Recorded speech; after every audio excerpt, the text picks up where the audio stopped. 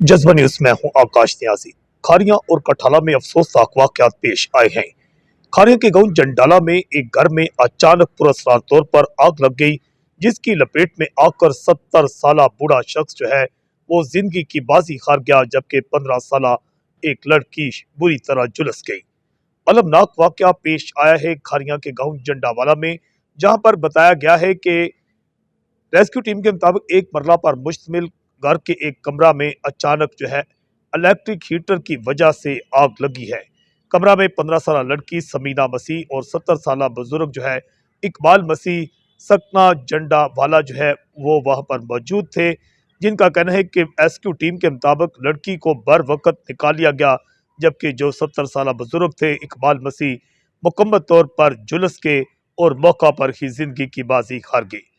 ये कोई हादसा है या कहानी कुछ और है, इसके मुख्तलिफ पहलू पर तफ्तीश का आगाज भी कर दिया गया है। जबकि दूसरा अलमनाक वाकया थाना सदर गुजरात के इलाका कठाला चनाब पर कठाला स्टॉप पर पेश आया है, जहां पर बताया गया है कि 50 साल अहमद बख्श वल्द अता मोहम्मद सकना रहीम यार खां हाल मुकीम जो है कठाला जीटी रोड क्रॉस कर रहा था कि गुजरात से चनाब की तरफ जाते हुए तेज रफ्तार हाई एस जो है उसने उसको टक्कर मार दी, जिससे वो मौका पर जिंदगी की बाजी हार गया। इतला मिलते ही पुलिस और रेस्क्यू टीम मौका पर पहुंचे। अहले खाना ने कार्रवाई करवाने से कानूनी कार्रवाई से इनकार कर दिया। उन्होंने कहा कि हम कार्रवाई नहीं करवाना चाहते, जिसके बाद रेस्क्यू टीम ने पुलिस की मौजूदगी में 50 साल अहमद बख्श की जो मैयत थी उसकी डेड बॉडी को कठाला उसके घर में मुंतकिल कर दिया, जिसे अबाई इलाका के कब्रिस्तान में सुपुर्द खाक कर दिया गया है।